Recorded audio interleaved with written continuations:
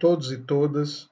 Eu sou o professor Gilson Corrêa de Carvalho, do Departamento de Biotecnologia do ICS da UFBA e credenciado aos programas de pós-graduação em Ecologia do Estudo Biologia UFBA e ao programa de Ecologia, Teoria, Aplicação e Valores, também do Estudo Biologia. Hoje vamos falar sobre dimensionamento amostral. Os objetivos dessa videoaula são compreender o dimensionamento amostral, sua importância, conceitos relacionados e executar alguns exemplos simulados. Inicialmente, eu gostaria de indicar 2 livros para que vocês possam estudar mais o assunto.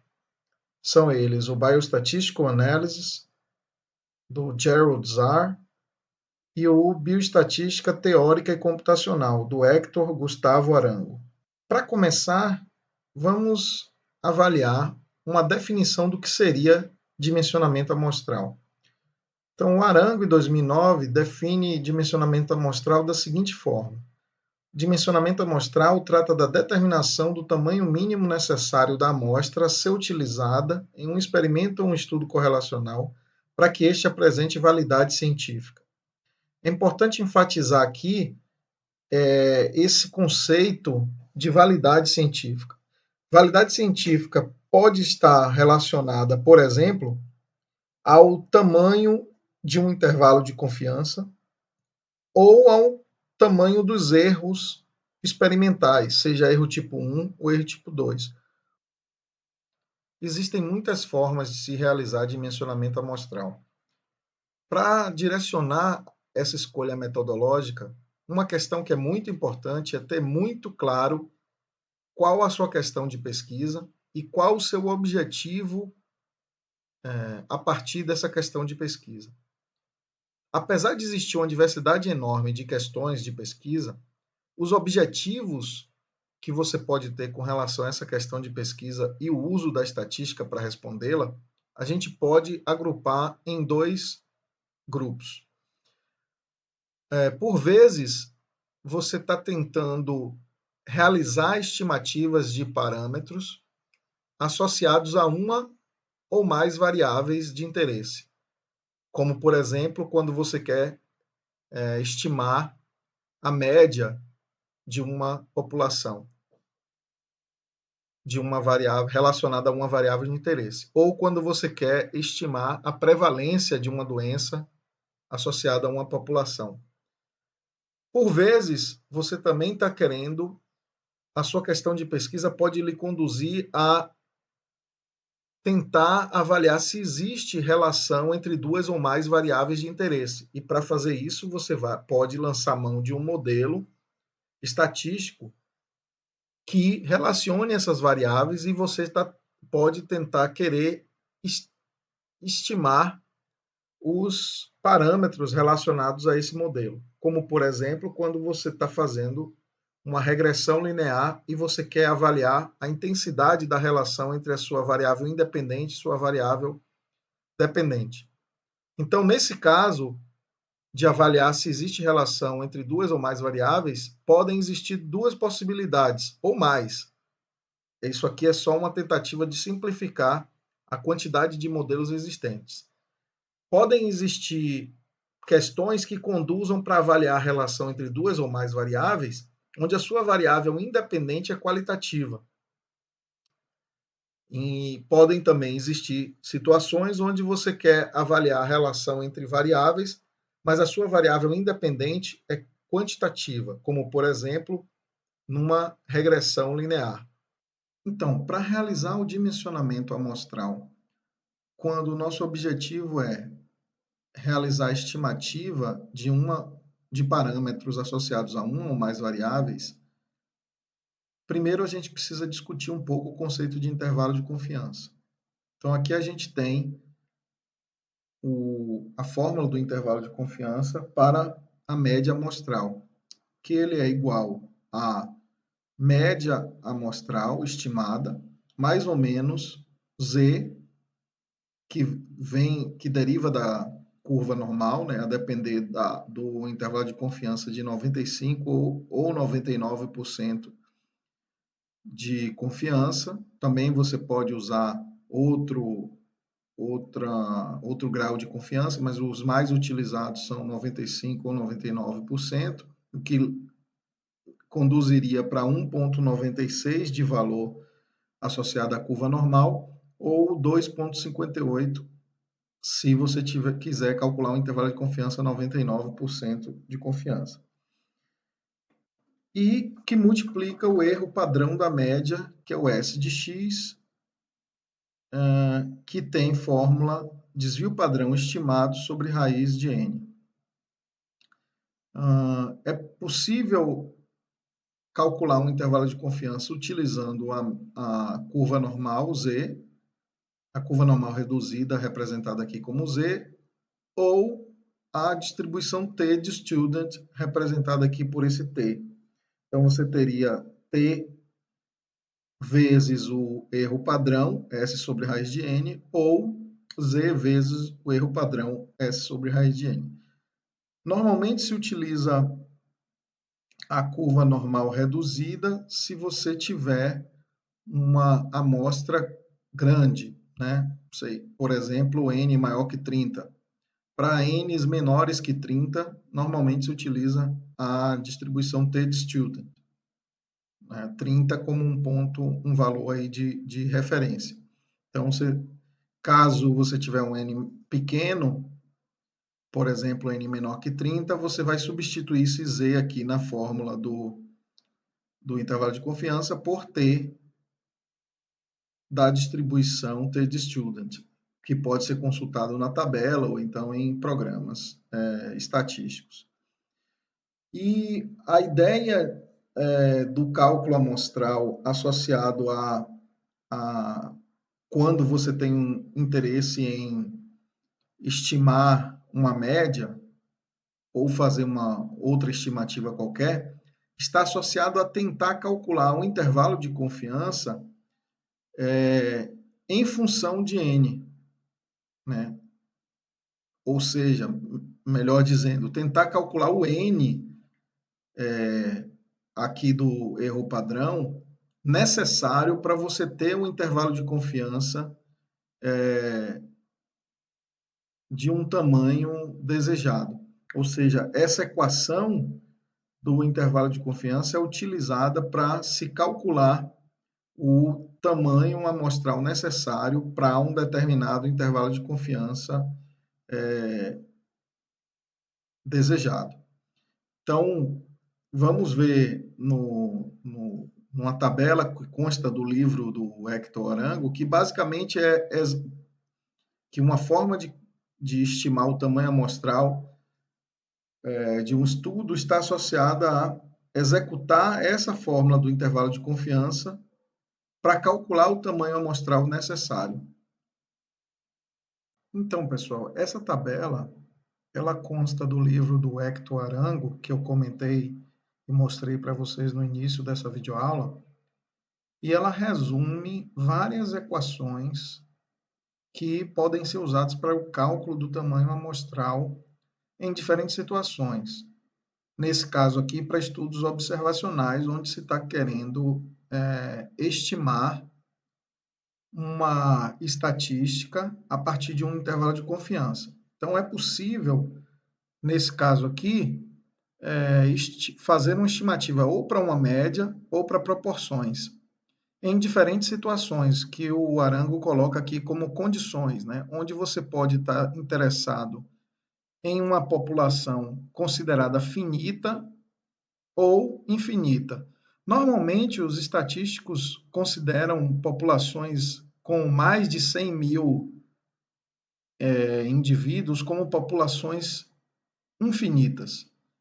Então, para a maior parte das situações práticas, vamos acabar usando as fórmulas que constam aqui nessa tabela para populações infinitas.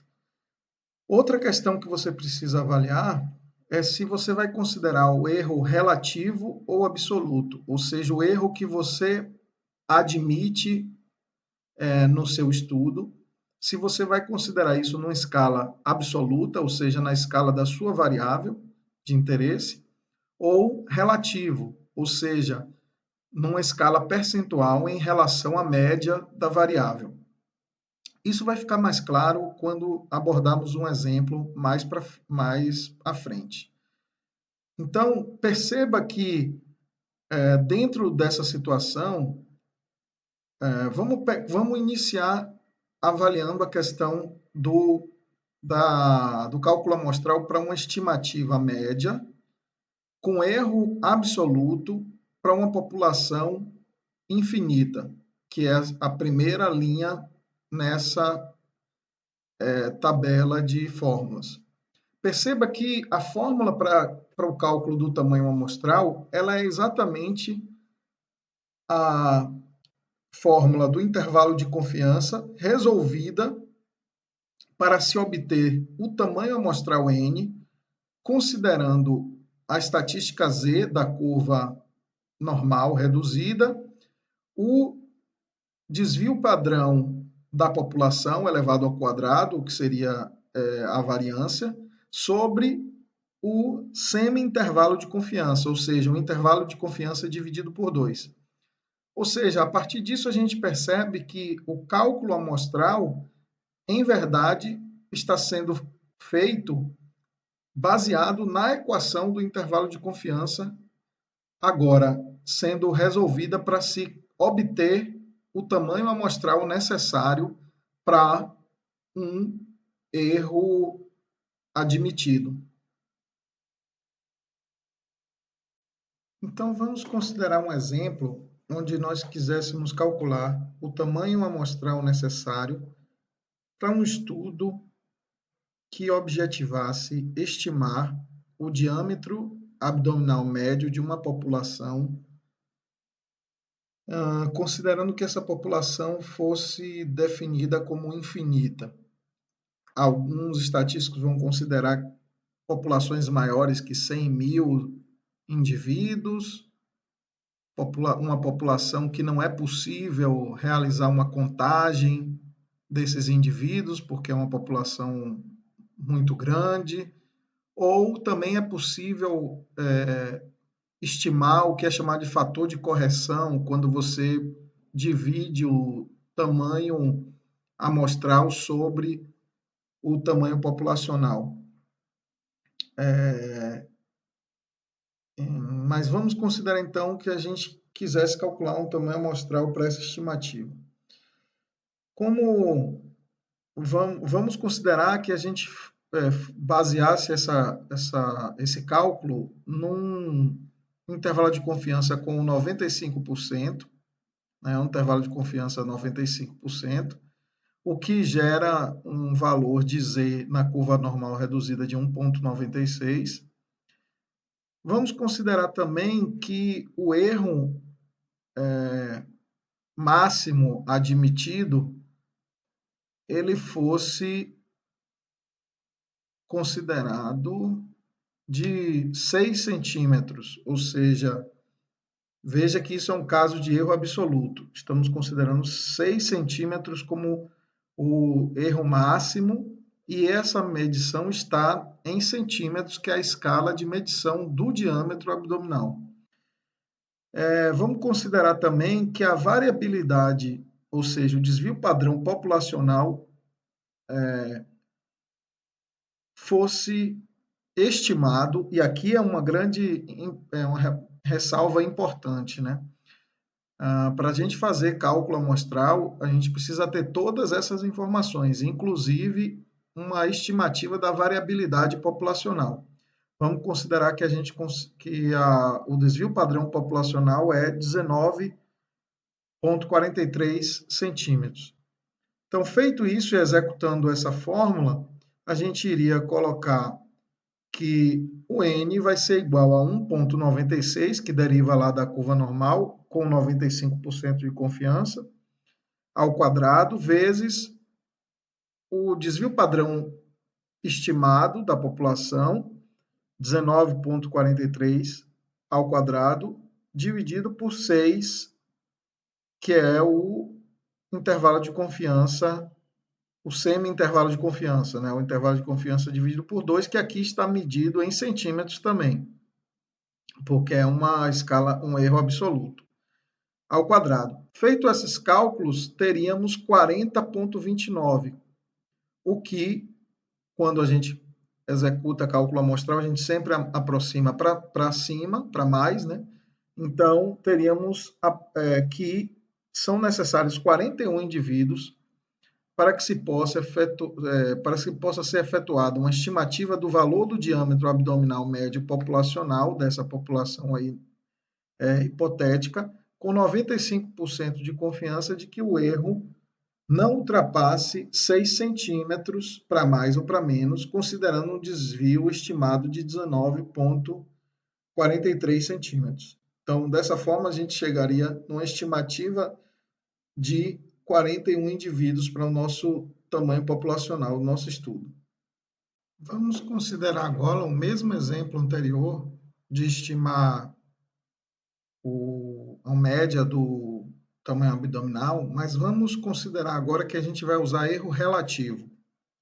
Então, do mesmo jeito que a gente considerou no exemplo anterior, iríamos usar 95% de confiança, o que geraria um Z de 1,96.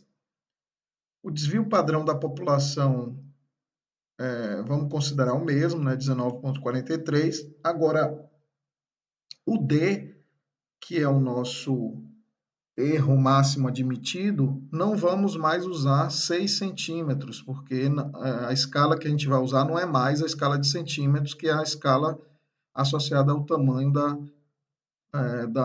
associada à nossa variável de interesse. Vamos usar agora que o erro máximo que a gente deseja ter no nosso estudo vai ser um erro relativo, logo ele vai estar em percentual, ou seja, vamos considerar que a gente admite um erro máximo de 5% em relação à média de circunferência abdominal obtida. Ou seja, se a média está em centímetros, a gente deseja ter no máximo 5% do valor da média, certo? Então, considerando 5%, daí a gente vai executar as contas agora, a fórmula é diferente, né? Uma vez que você vai ter agora a multiplicação do erro relativo ao quadrado vezes a média estimada ao quadrado. E vamos considerar que a gente tenha como média estimada 84,03, né?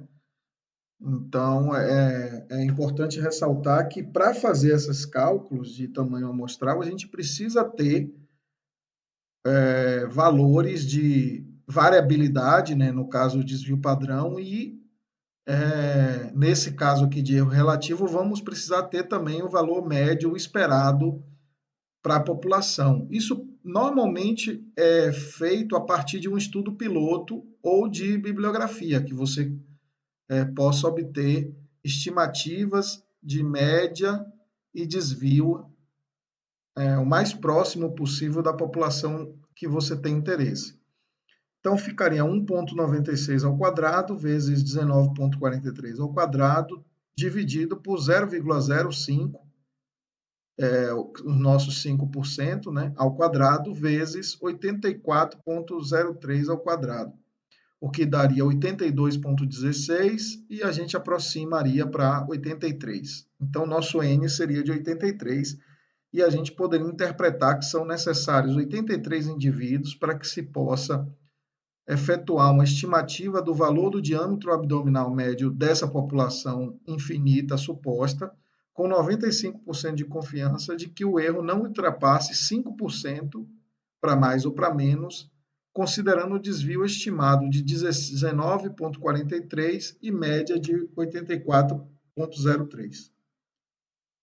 Então, pessoal, com esses dois exemplos que nós abordamos, nós vimos como fazer cálculo amostral para uma situação particular, no caso, para uma estimativa de uma média, com populações infinitas, mas a extensão desse exemplo para outras situações envolve um pouco mais de estudo e avaliar as equações de intervalo de confiança para outras situações. Também há a possibilidade de fazer cálculo amostral para estimativas de proporções. Mas a lógica central está associada às equações de intervalos de confiança e nós resolvemos essa equação para poder calcular, para poder estimar o N em função normalmente da variabilidade da população estimada, da média, se for um erro relativo, e do tamanho da magnitude do erro que nós julgamos aceitar no nosso estudo.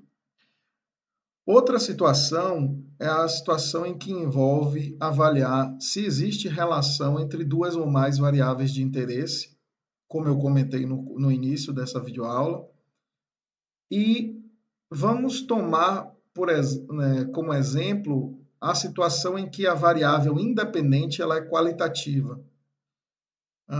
Normalmente, esse tipo de situação é chamado de análise de poder, mas basicamente existem equações também relacionadas ao intervalo de confiança, ao erro padrão daquela estatística que avalia a relação entre duas variáveis, por exemplo, uma estatística T de student, e a lógica estatística por trás disso é exatamente a mesma, só que agora, nesse caso de comparação entre variáveis, você vai introduzir um elemento a mais nessa discussão, que é o poder estatístico do teste, que muitas vezes é chamado de 1 menos beta, né? O poder do teste. E a gente precisa discutir um pouco alguns conceitos para entender o que é poder e, a partir daí, a gente exemplificar uma situação simulada.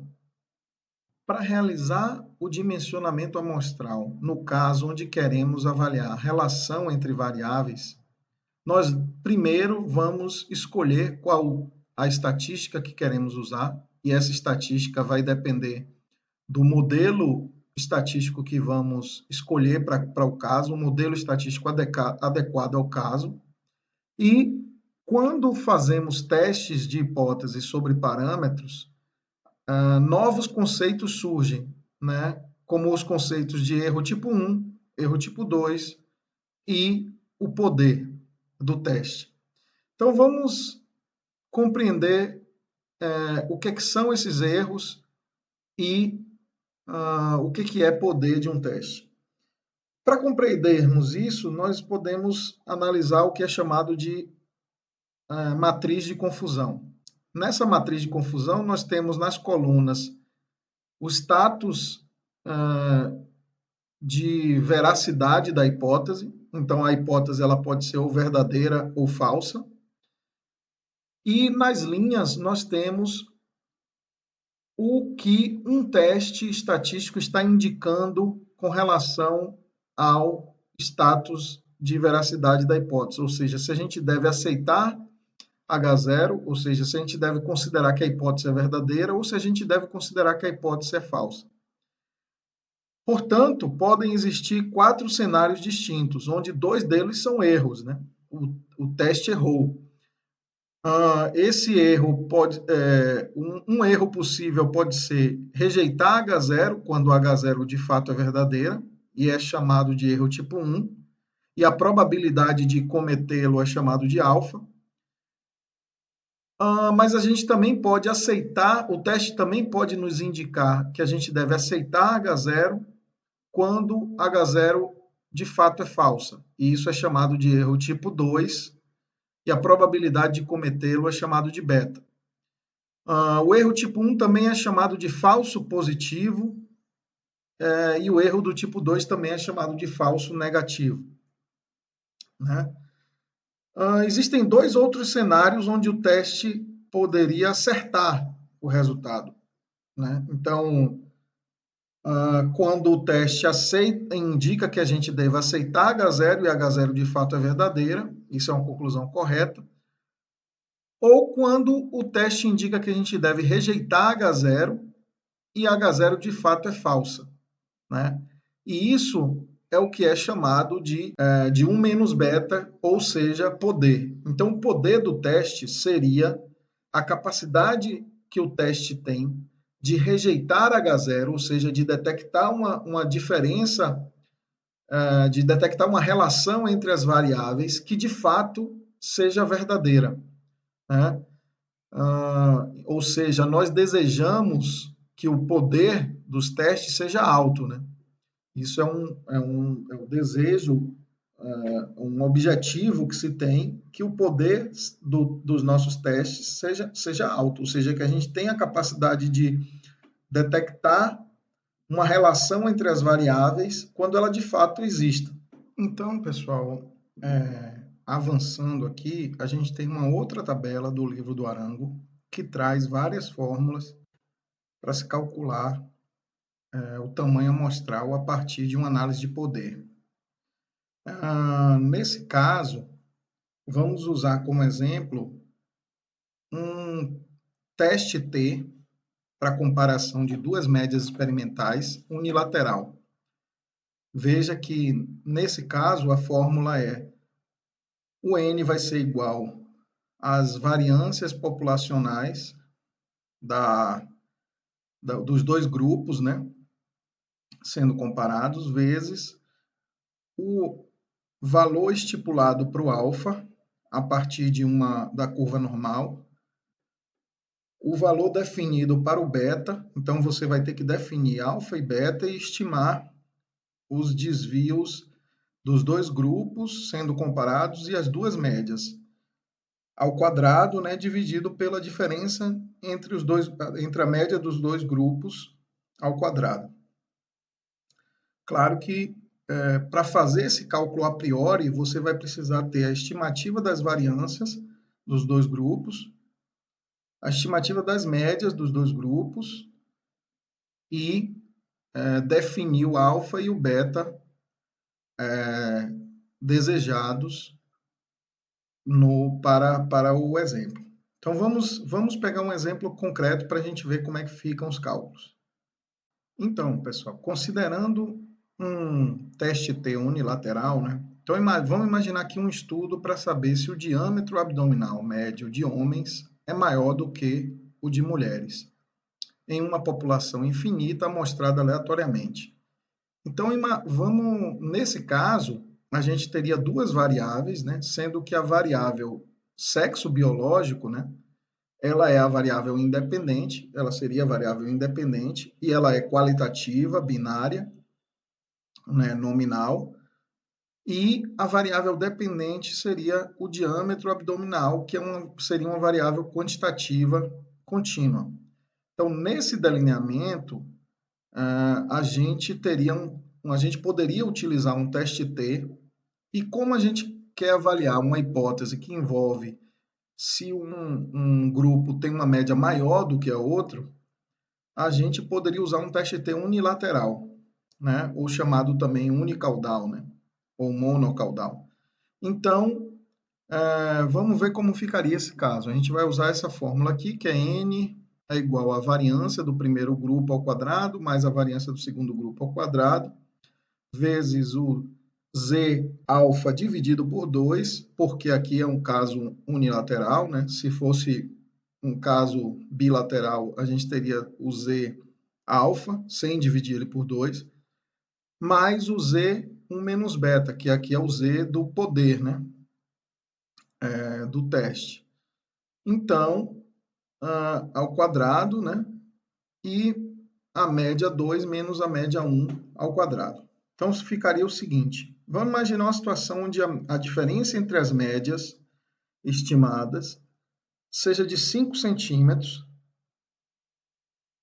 e que o desvio padrão do grupo 1 e do grupo 2 seja 10 centímetros. Os dois grupos têm 10 centímetros de desvio padrão estimado. Daí a gente vai na tabela de Z e a gente vê que o Z unilateral para um alfa de 0,05 é 1,645, e a gente vê que um poder de 80%, ele gera aqui um Z beta de 0,8, ele gera um Z de 0,84, ou seja, a gente está considerando aqui um beta de 20%, um alfa de 0,05, ou seja, 5%, um alfa de 5%, um beta de 0,2 ou 20%. Consequentemente, a gente está considerando um poder de 80%. Isso varia na literatura qual seria o poder ideal. Alguns autores vão recomendar que se trabalhe com um beta de 5% também, ou seja, tanto alfa quanto beta sejam de 5%, o que vai gerar um poder de 95%. E outros autores recomendam um poder de 80%, ou seja, um beta de 20 com um poder de 80. Vale lembrar que se a gente alterar o poder do teste, aumentando ele para 95%, ou seja, considerando um beta de 5%, vocês vão ver que existe uma mudança muito grande no tamanho amostral. Então, normalmente se trabalha com poder de 80%, e beta de 20%. Então, como ficariam os cálculos? A gente teria n é igual a 10 elevado ao quadrado, mais 10 elevado ao quadrado, porque os dois desvios são iguais aqui, né? Vezes 1,645 mais 0,84 ao quadrado, dividido por 5 ao quadrado, que é a diferença entre as médias, o que daria 49,40. E a gente aproximaria aqui para 50, né? Então, seriam necessários, lembrando que esse N aqui é um N de cada grupo, né? Então, seriam necessários 100 pessoas, ou seja, 2 grupos de 50, para que um teste T com grupos iguais tenha 80% de poder para detectar diferenças de no mínimo 5 centímetros entre as médias. Então, dessa forma, a gente calcularia o poder associado a um teste T para detectar essas diferenças. Vale lembrar que outra forma de ver esse exemplo é que a gente está avaliando se existe relação entre a variável independente sexo biológico e a variável dependente circunferência abdominal, ok? Então, dessa forma, a gente calcularia o tamanho amostral adequado para uma situação como essa. Então, pessoal, para finalizar, eu queria indicar para vocês, para o caso de análise de poder, um software que foi desenvolvido pela Universidade Alemã de Heinrich Heine Düsseldorf. É de autoria do professor Franz Fall e colaboradores, e atualmente está na versão 3.1.9.7, que é um software chamado Gpower. Vocês podem fazer o download do programa, que é gratuito, nesse link que consta aí, mas como é um link relativamente grande, você pode digitar Gpower num buscador e você deve encontrar, talvez Gpower Statistics, você pode encontrar esse link para baixar o programa. Agora eu vou gravar uma demonstração de como executar esse nosso último exemplo no Gpower, para vocês verem como é que ele funciona. Então, fazendo a demonstração aqui do Gpower, a primeira coisa que a gente vai ter que fazer é definir aqui a família de testes para o teste T, certo? Então, a gente tem que escolher o tipo de teste. Eu vou escolher aqui a diferença entre duas médias independentes.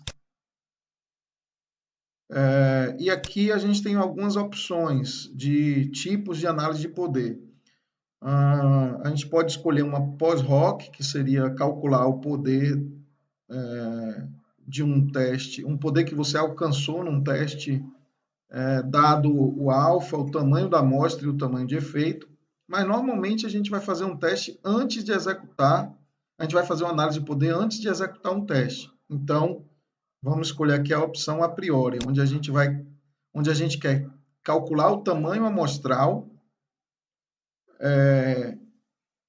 dado um alfa, um poder e um tamanho de efeito. Escolhido isso, a gente tem que decidir se a gente vai fazer um teste bicaudal ou monocaudal aqui. Né? Para ficar igual a como a gente fez no cálculo à mão, eu vou escolher um monocaudal e vou clicar aqui em determinar para definir o tamanho do efeito. Então, lembrando que a diferença entre as médias tinha que ter 5 centímetros, então eu vou botar aqui 90 e 95 só para que a diferença dê 5. Né? Tanto faz aqui quais médias você colocar, desde que a diferença seja 5, e você vai colocar aqui o tamanho do desvio padrão, que os dois grupos têm 10. Então, o tamanho do efeito vai ser 0,5, porque a diferença entre as médias vai dar 5, dividido por 10 vai dar 0,5. Eu vou clicar aqui em calcular e transferir. Então, ele já leva para outra janela o tamanho do efeito. Eu posso fechar essa janela aqui, mas vou deixar ela aberta também. O tamanho do alfa aqui, ou seja, o erro tipo 1, a probabilidade do erro tipo 1, eu vou deixar em 0,05, 5% de erro, e vou deixar um poder, que é um menos beta, de 0,8. Lembrando que esse poder pode ser 0,8 ou 95, para ter o mesmo tamanho do alfa.